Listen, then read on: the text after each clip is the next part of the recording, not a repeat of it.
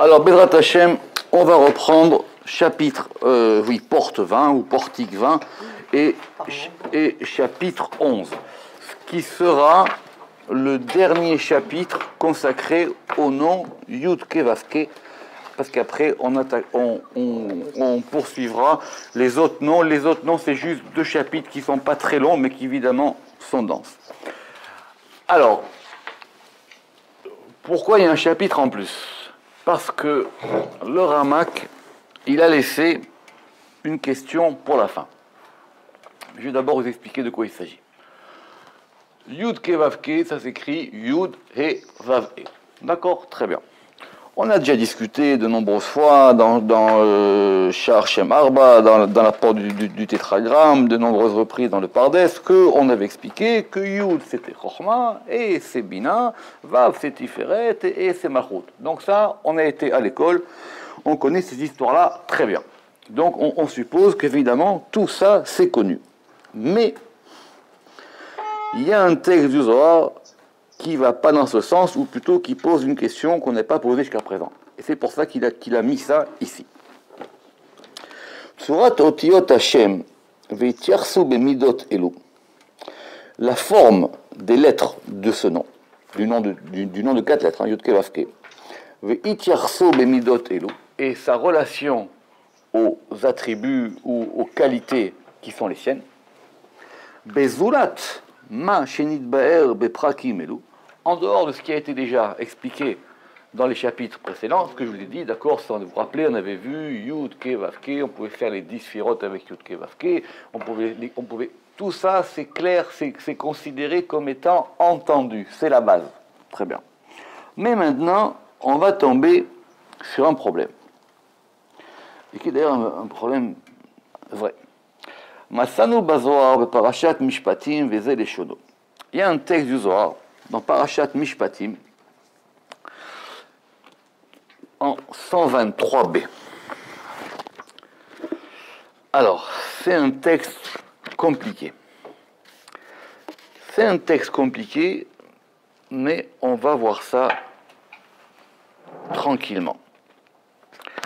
C'est à la fin de Mishpatim, c'est après Sabbat des Mishpatim, et tout ça.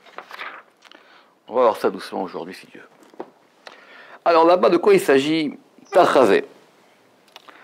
Ana chazinale bechalmai veshaina kame de Rabbi Shimon.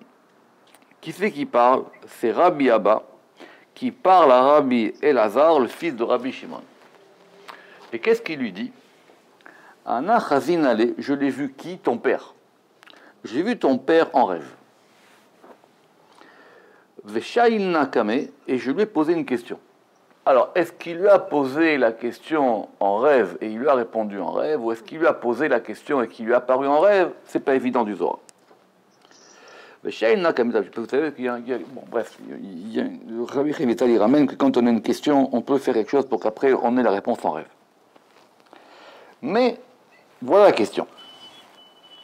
Donc, à propos du tétragramme, Yod, ou l'ifna kame demar. Yod, il a déjà été enseigné devant le maître, devant Rabbi Shimon. Diyu chorma, ve'achi uvadai. Donc ça, c'est clair que le Yod, il est lié à chorma, et ça, c'est évident. He amai bina. Maintenant, pourquoi est-ce que le he, il est bina? La vérité, on ne comprend pas d'où cette question, elle sort. C'est évident.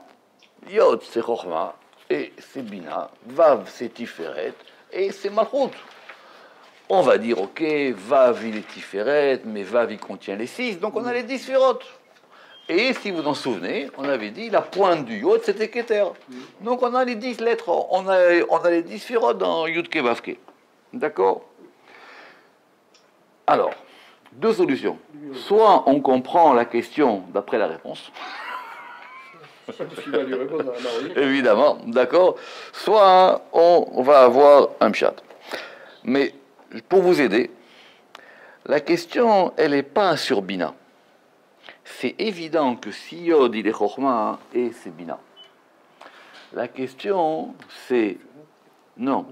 La question, c'est He Et Amai et Bina. Pourquoi est-ce que Bina, elle est un He? Pourquoi est-ce qu'il pose cette question? Parce que il y a quelque chose d'illogique dans le tétragramme. C'est que si on considère que c'est l'émanation des forces du haut vers le bas, il devrait y avoir dans la forme des lettres aussi ce même mouvement. Or, qu'est-ce qu'on a? On a un Yud qui a un point.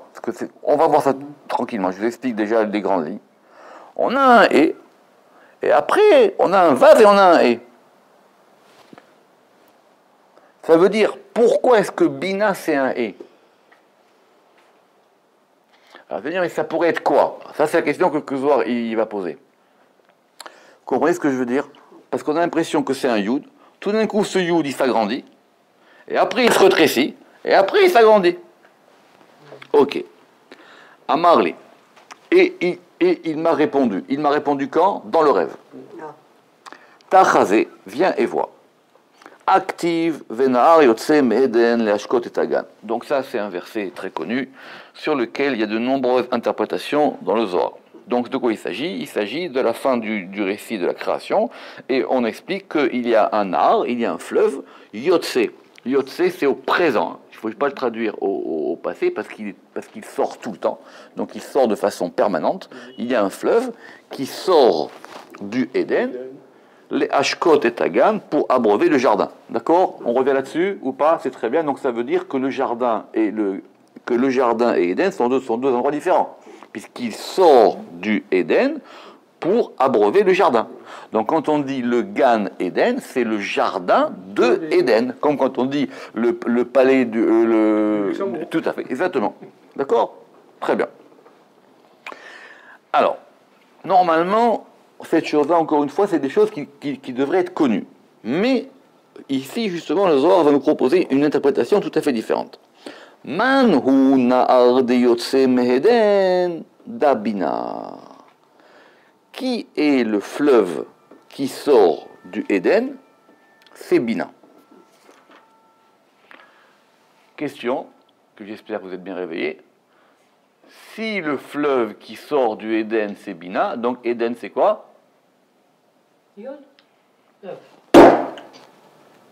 Éden, c'est Chazak. Man ou Nahar de Yotse de Éden de Bina. Donc a priori, Éden, c'est Bina. Très bien. D'après ce qu'on voit ici. Man ou Nahar de Yotse Eden d'Abina. Qui est le fleuve qui sort de Éden? C'est Bina. Donc si le fleuve, il sort de Éden, Éden, c'est Bina. Éden, c'est Chorma. Très bien. Pourquoi c'est surprenant? J'espère que maintenant ça va vous être réveillé. Parce que normalement, le fleuve, il est Vav. Un fleuve, c'est un Vav. Donc si le fleuve, il sort du Vav, Nahar, il est Tiferet, et donc Éden, il serait Bina. Chazak. Ou Beginkar. Et à cause de cela, à ou Nahar, ce fleuve, Yod, Satim Begave, ce fleuve qui est Yod, il est caché en lui. Alors laissez la question. Parce que si on vient de dire que ce Nahar, il était Bina, toute la difficulté, c'est que le Zohar, je reprends, on nous dit ici, Man ou Nahar de Yotsem Eden, qui est ce fleuve qui sort de Eden? C'est Bina. Ou Berinkar, à ou Nahar, et à cause de cela, ce fleuve, donc ce fleuve qui est Bina, Yod Satim Begave, il y a un Yod qui est caché en lui. Ve Yod Pashit Naharada, et Yod Pashit, il déploie ce fleuve, Mikol citrouille, de tous ses côtés. Ve Afikat Ben, et il fait sortir un fils, Tachuta en dessous de lui, Deu Vav. Très bien. Alors, on le lit une première fois, parce que c'est compliqué ces textes-là, d'accord? Donc, Qu'est-ce qu'il lui dit? Lui, il lui a posé une question sur le et. Pourquoi est-ce que Bina, elle représente un et? Alors il dit, parce qu'il faut que je t'explique maintenant comment ça fonctionne Bina. Alors il lui dit, Bina, c'est le fleuve qui sort de Éden. Très bien. Mais maintenant, ce fleuve qui sort de Éden, il y a un Yud qui est caché en lui. Ve Yud Pashit Narada, et c'est le Yud qui déploie ce fleuve-là, Mikol Citrouille, de tous ses côtés. Ve Afikat Ben, et ça fait sortir un fils, Tachuta en dessous de lui, qui est le Vav. Donc, on revient sur nos pattes. C'est le He, enfin, ce He-là, que pour le moment on ne comprend pas, qui va faire sortir quelque chose qui s'appelle le Vav. Keravnada He. Et de cette manière-là, on a un et. Ça, on va l'expliquer longuement plus tard. Donc, il explique comment ce et il est formé. Les bâtards, olidat, et après, olidat ve afikat aiben, et après, ça engendre et ça fait sortir ce fils, ve shavia le kama, et elle le met devant lui. Donc, le vav, il est quoi? Le vav, il est où? De quel vav on parle ici? De Tiferet. Mais de quel vav on parle? Puisqu'il... Chazar. Donc, ça veut dire, mais doucement, qu'il y a déjà un vav dans le et.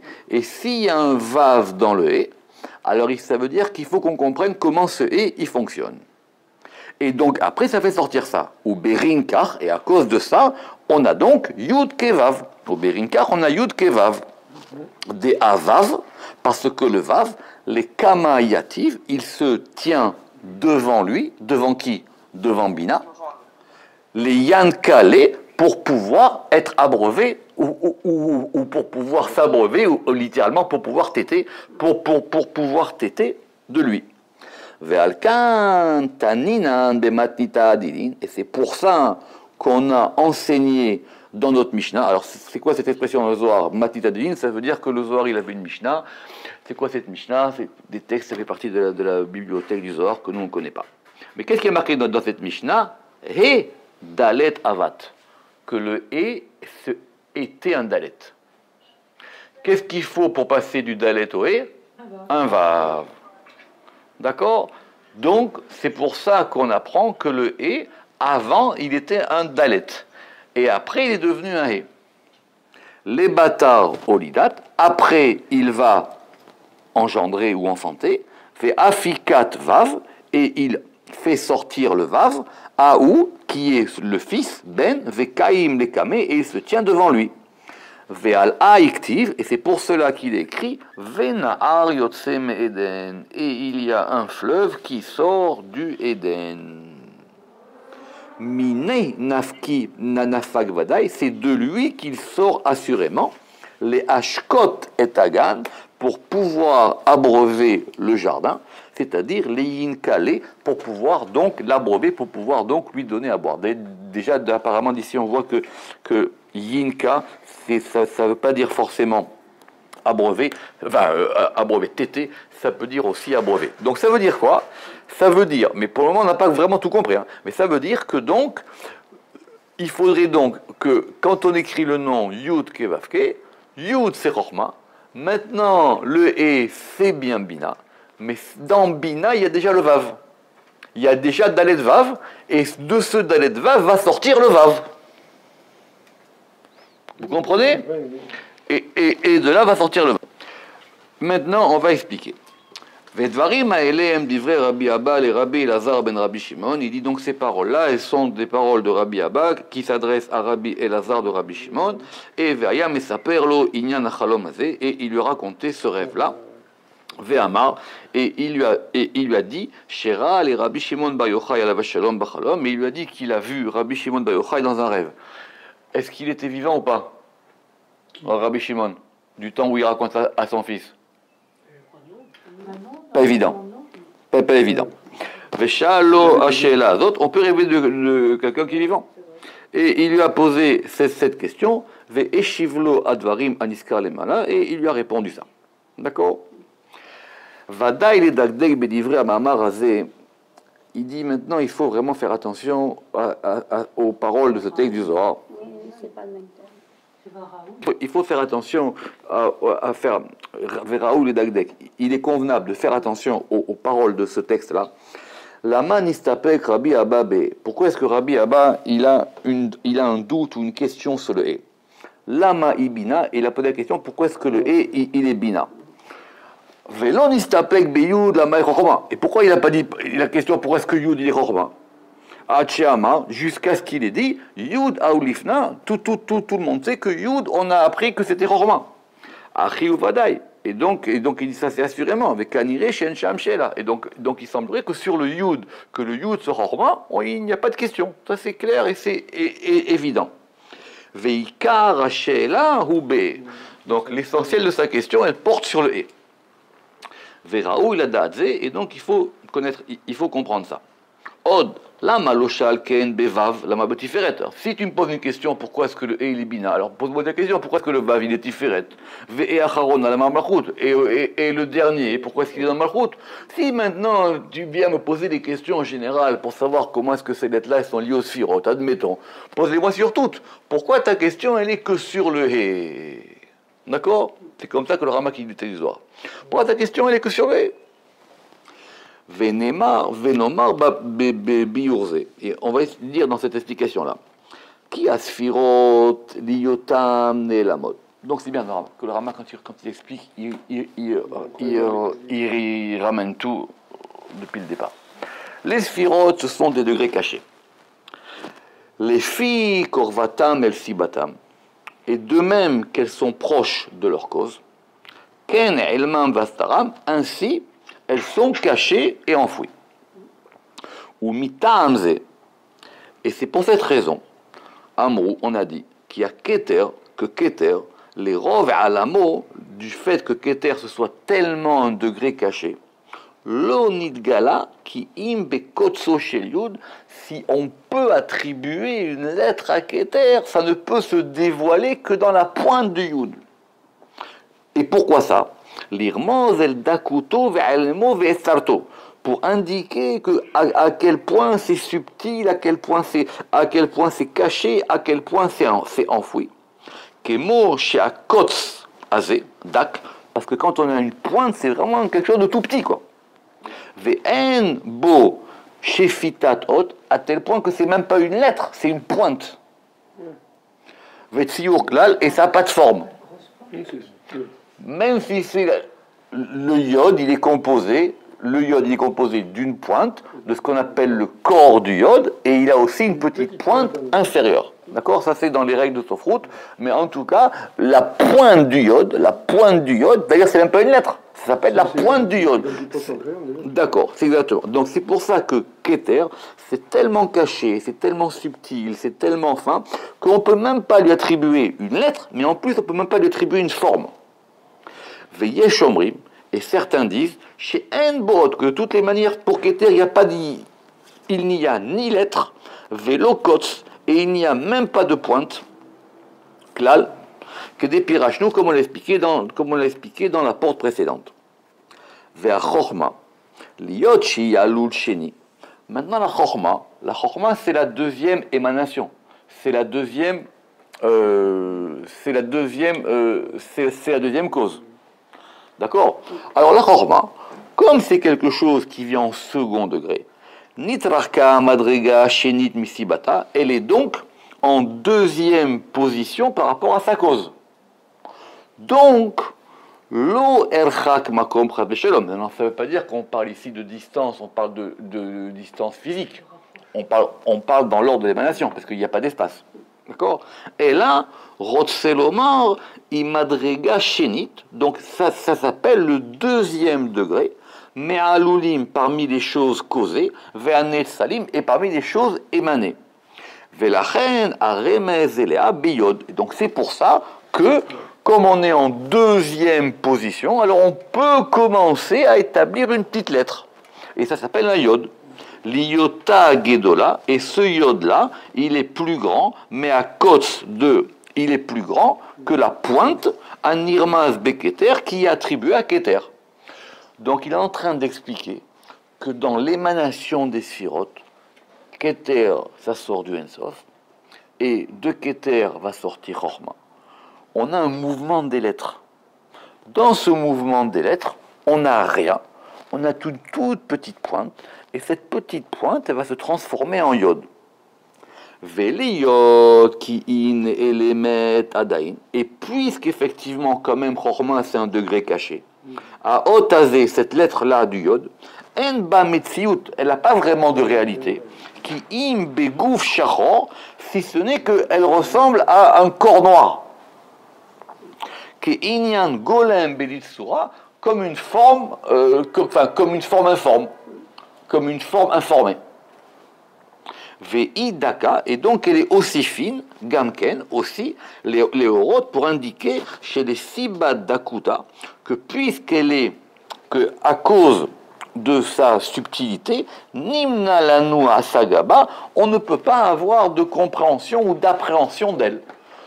Donc, il y a une suite logique. Vous comprenez comment il veut vous expliquer la question du Zohar? Donc, on va dire, Keter, il n'y a rien, c'est juste une petite pointe.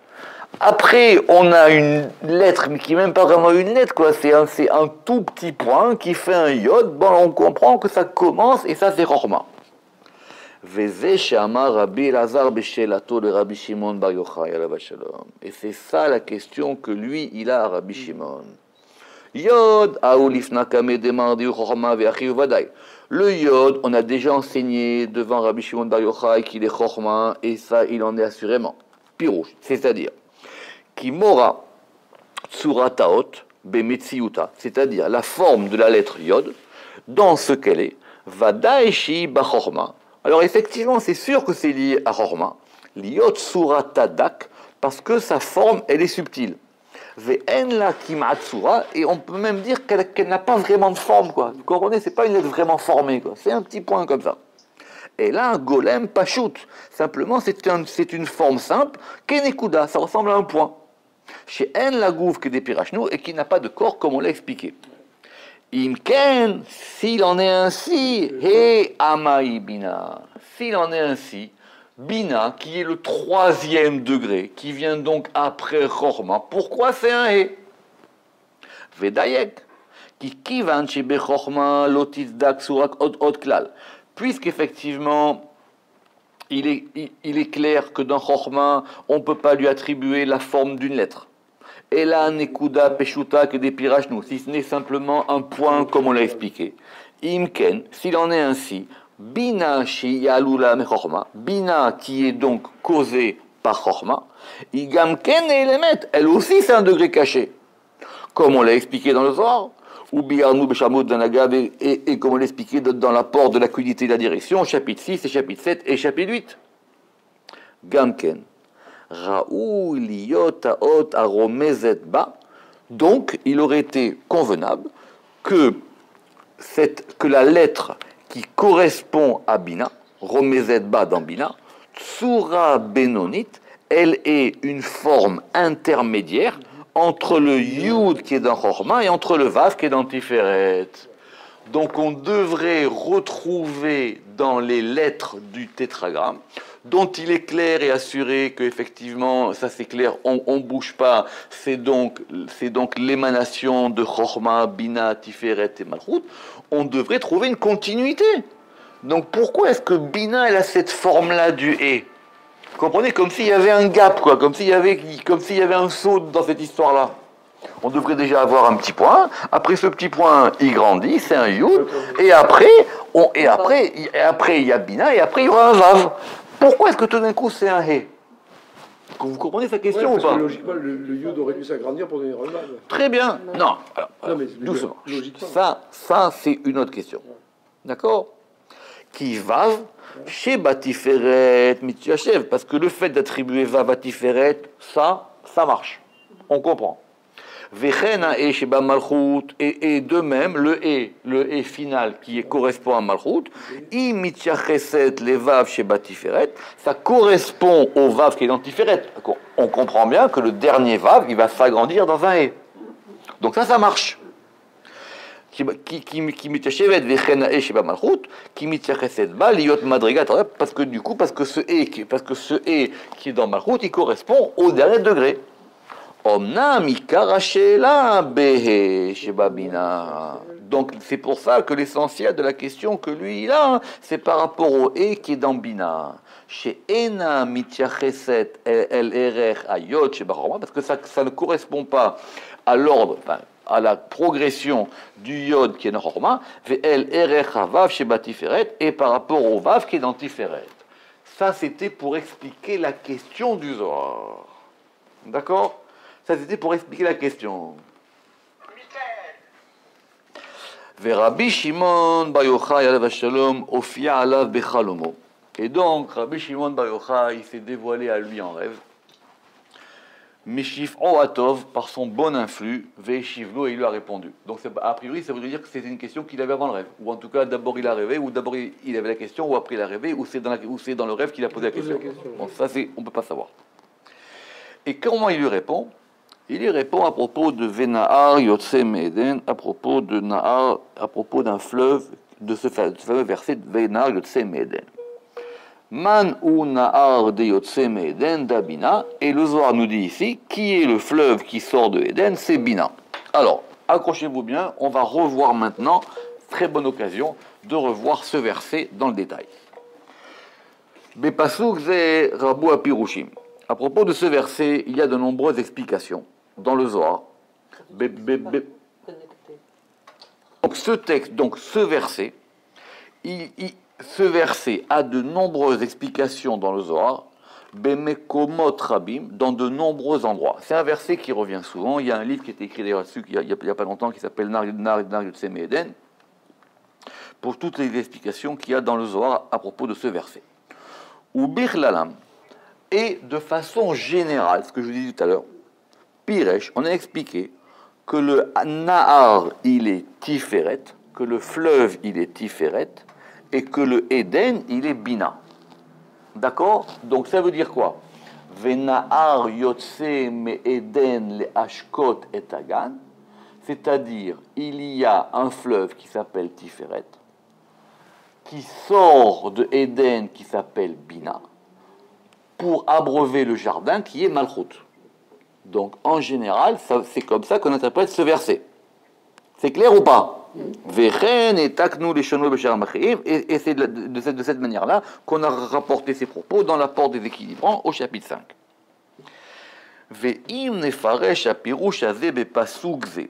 Maintenant, c'est pas aussi évident que ça de passer d'une explication à une autre explication. On ne joue pas non plus comme ça. Alors, si maintenant on va appliquer cette explication de ce verset, il dit ça ne peut pas concorder à l'explication que nous donne Rabbi Shimon Bar Yochai dans ce texte-là du Zohar. Vous voyez comme il prend ses précautions, d'accord? Clal. Pourquoi? Parce que l'essentiel de ce que veut dire Rabbi Shimon Bar Yochai et la question à laquelle il répond en rêve, tout ça dépend de la manière maintenant dont on va expliquer ce verset, comme on l'a expliqué. Velazé Amar, et c'est pour ça qu'il dit Man ou Nahar de Yotse Me'eden d'Abina. Alors il dit quel est ce fleuve qui sort de Éden? C'est Bina. Pirouche, et c'est ça qu'il faut expliquer. Ikar Eden ou Baketer. L'essentiel de Eden, c'est dans Keter. Pourquoi le Rama qui dit ça? Nous, on aurait compris que si le fleuve, il est Bina, alors le Eden, il est Chochma. Très bien. Af. Ve'af imimsa pamaim bechochma ou pamaim bebina. Et bien que quelquefois on puisse attribuer ce Eden à Chochma, et quelquefois on puisse attribuer ce Eden à Bina, ou Alderech Hash'ala, ce n'est que par un emprunt. D'accord? Hash'ala, non. Hash'ala, c'est le fait, c'est par un emprunt de vocabulaire. Vechen bi'er Rabbi Shimon Bar Yochai batikunim, parce que c'est marqué en toutes lettres dans les tikkuné Zohar. Ve'leit Eden et la Keter Elyon. Il n'y a de Eden que le Keter supérieur. Des Iou mouflé ou mechoussé, parce qu'il est prodigieux et caché. Ou Beginda Itmar Be'eden. Et à propos de ça, il est dit dans le Eden, Aïn Lorata Elohim Zulatecha. C'est un verset très compliqué, mais on va dire que l'œil ne t'a pas vu, si ce n'est toi Elohim. C'est un verset compliqué. Mais en tout cas, ça veut dire que c'est un degré qui est complètement caché. C'est vrai que, de toutes les manières, on attribue la notion de Eden en général à Chorma. Mais il dit, ce n'est que par un emprunt. Par un emprunt. Normalement, ce qui correspond à Eden, suivez bien, on ne parle pas du Gan Eden, on parle du Eden. D'accord? Sinon, ce n'est pas la peine de commencer. Maintenant, si on parle de Eden, ce degré de Eden, c'est quoi? Ce degré de Eden, c'est le Keter de Keter Elyon. Aré bepirouj da'at Rabbi Shimon bar Yochai Shalom chez Eden ikaro baketer. Et donc, s'il en est ainsi, l'essentiel de ce Eden, il est dans Keter. Vechen ichriach mina pasuk, et c'est ainsi qu'il en sort du verset. Pourquoi? Ve'imken lo yizdak Eden babina ela berichuk. On ne peut attribuer Eden à Bina que de façon éloignée. Veyoter yizdak bechorma. Et ça serait peut-être plus juste de l'attribuer à Chorma, comme nous on avait pensé au début, les Korvata et la Keter, parce qu'à cause de la proximité qu'il y a entre Chorma et Keter. Ve'im nirse lefaresh she'ana'ar ou tiferet. Alors maintenant il dit, admettons que nous voulions expliquer que le fleuve il est Tiferet et qui sort de Keter. Chez où à Eden à Amiti. Parce que Eden c'est quoi? Parce que Keter c'est le vrai Eden. Lo yizdak milat yotse mamash mea Keter. Dans le verset il y a marqué il sort. Donc ça marche pas. Tiferet ça sort pas de Keter. Donc il faut que le verset y tienne. Dans le verset, on a aussi un déploiement. C'est pour ça qu'il ramène ce verset. Lui, il pose une question sur le déploiement des lettres de Yud Kei Vav Kei. Il lui répond par un verset qui exprime aussi un déploiement. Et ce déploiement aussi, il ne saute pas les étapes. Si on dit Venahar Yotse Eden, le fleuve, il sort de Eden, c'est-à-dire qu'il sort directement. Ouais, comme si Donc, si tu me dis que le fleuve, c'est Tiferet, il ne peut pas sortir de Keter. Il faut qu'il y ait un intermédiaire. Oui, alors, Ouais. et du coup, tu vas poser des questions. Ouais, Donc, vous comprenez comment il est subtil ou pas? Ouais. Ve'im nirse lefaresh anar ou tiferet, et si on voudrait expliquer que nar c'est tiferet, et qui sort du Keter, qui est le vrai Eden, lo yizdak milat yotse mamash mea Keter. Donc, on ne pourrait pas attribuer ce nom vraiment de yotse du Keter. Qui eno yotse et la mea bina kanoda, parce que si tiferet sort bien de quelque part, c'est qu'il sort de bina.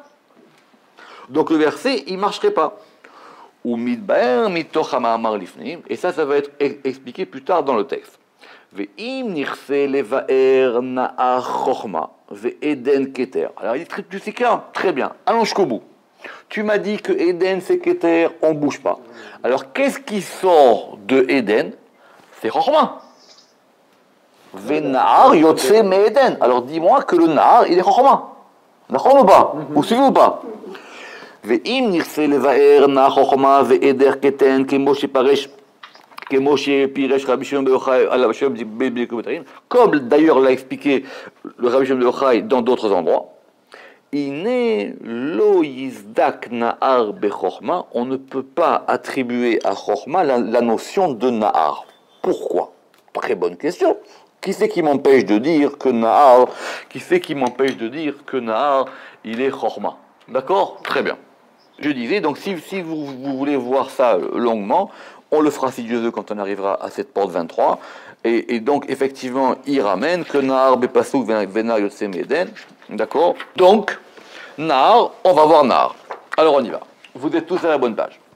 Nahar bepasuk venar yotse me'eden, à propos de notre verset, il y a un fleuve qui sort.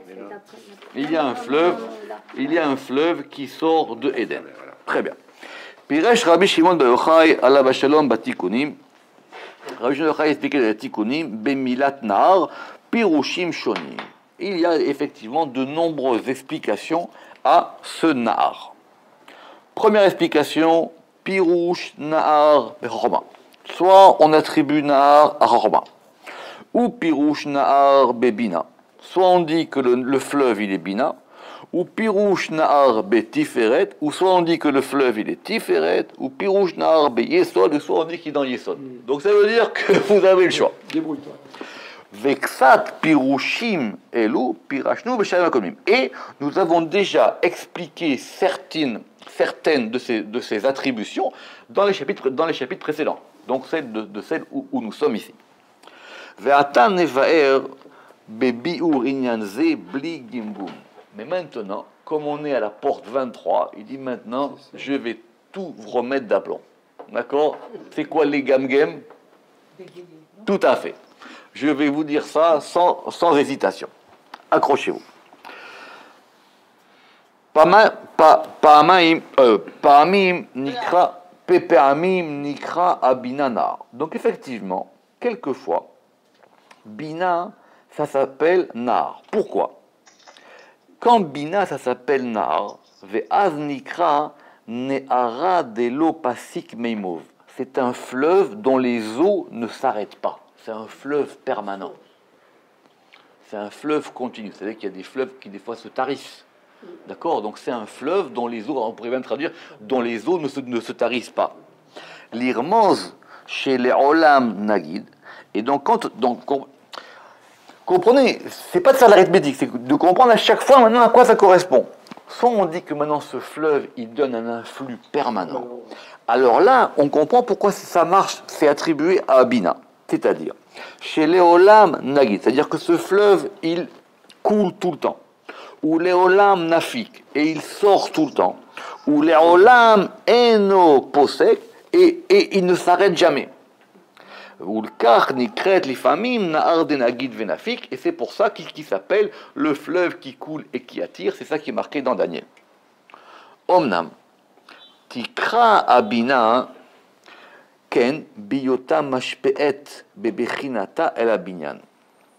Simplement, pour que bina elle ait cet aspect de flux permanent qui ne s'arrête pas, c'est par rapport à l'aspect de la bina quand elle va influer à ce qui est plus bas qu'elle.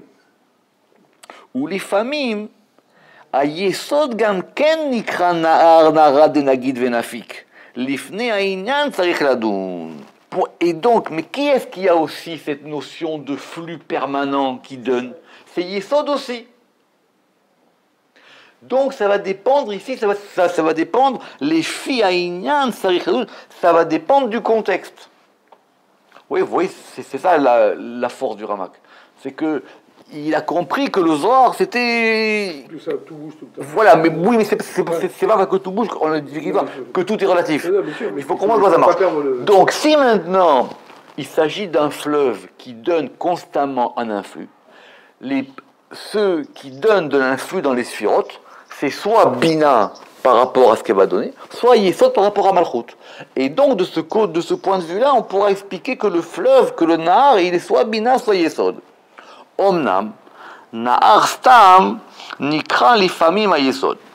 Maintenant, un fleuve simple, c'est-à-dire, on ne parle pas maintenant d'un fleuve, vous comprenez, d'un fleuve qui donne tout là. Non, on parle d'un fleuve simplement, un fleuve normal. C'est aussi Yesod. וכן פירש בזוהר בפרשת מקץ, בפסוק והנה עומד על היאור. De quoi il s'agit?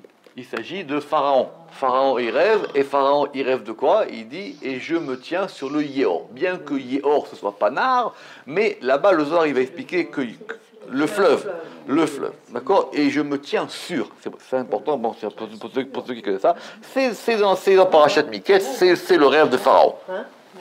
C'est le rêve de Pharaon. Ou les familles, d'accord.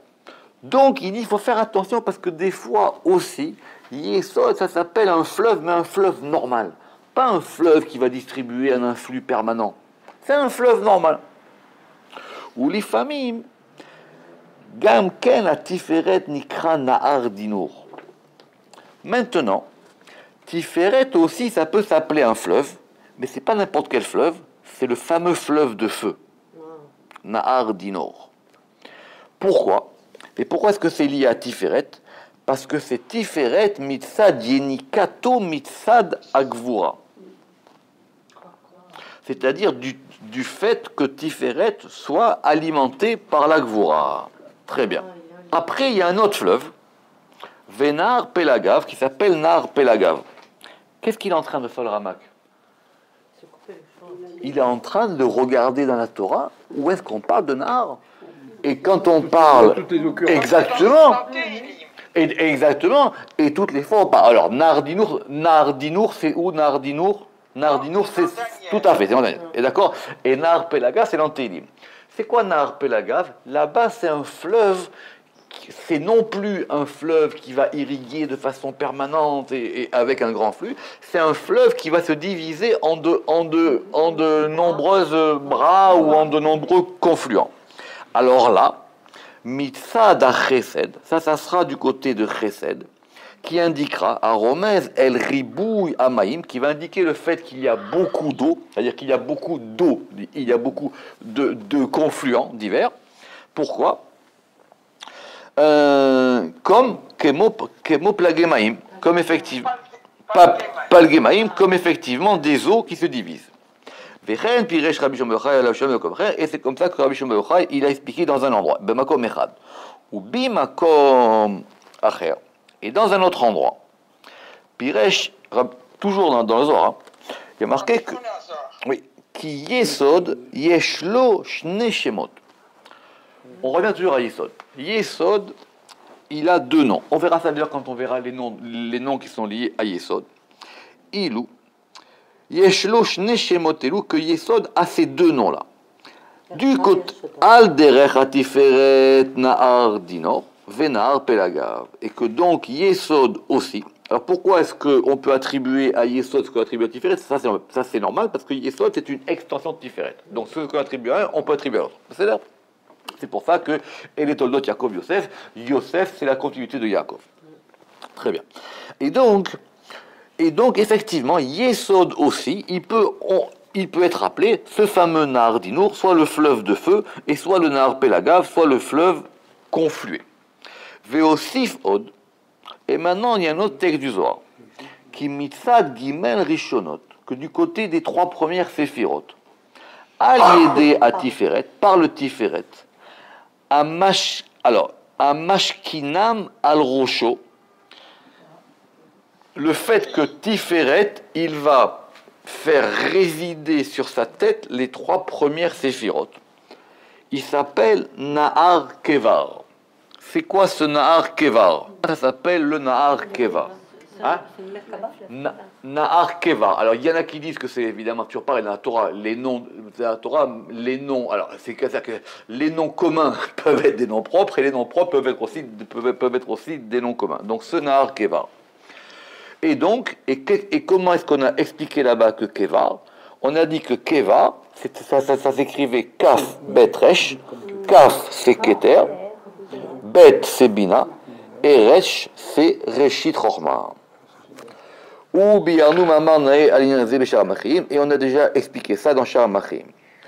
Et après, Veod Piresh Sham, et on a expliqué là-bas, qui Gimel Shemot al Alelu, que ces trois noms-là, c'est-à-dire tous les trois noms de fleuves qu'on vient de dire, ils se trouvent dans même tête. Et oui, et que même tête, il était Nahar Pelagav, Nahar Dinour et Nahar Kevar. Ce qui n'est pas illogique. Parce que pourquoi? Parce que comme même tête, c'est lui l'intermédiaire et le distributeur de tous ces éléments, et qu'en plus général on peut l'attribuer à Tiferet. Alors effectivement, donc toutes ces distributions, parce que c'est quoi un fleuve? C'est quelque chose qui va distribuer. C'est un distributeur. C'est un distributeur qui va distribuer de l'eau. D'accord? C'est pas la mer, le fleuve. C'est pas la source.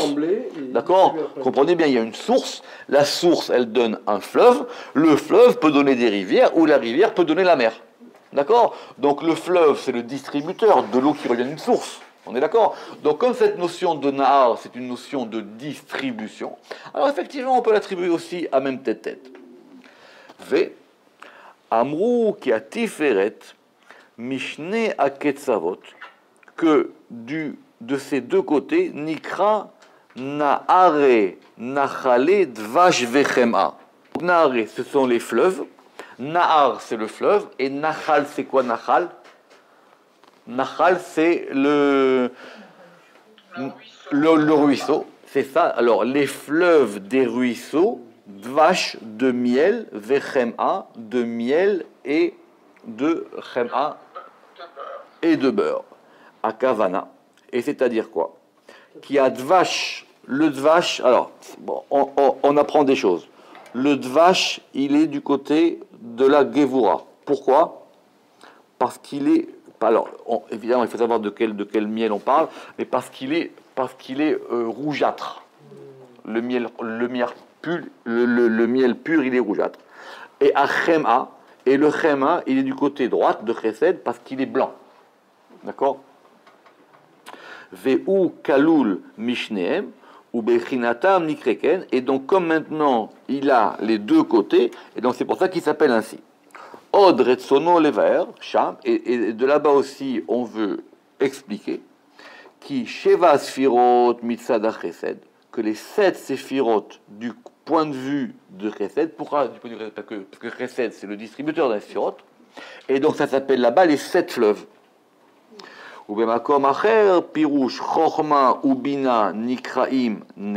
que Chochma et Bina, ça s'appelle des Neharot du point de vue de Tiferet, Ve'aleem Nehemar, Naseu Neharot Kulam, et que les fleuves, ils vont élever leur voix.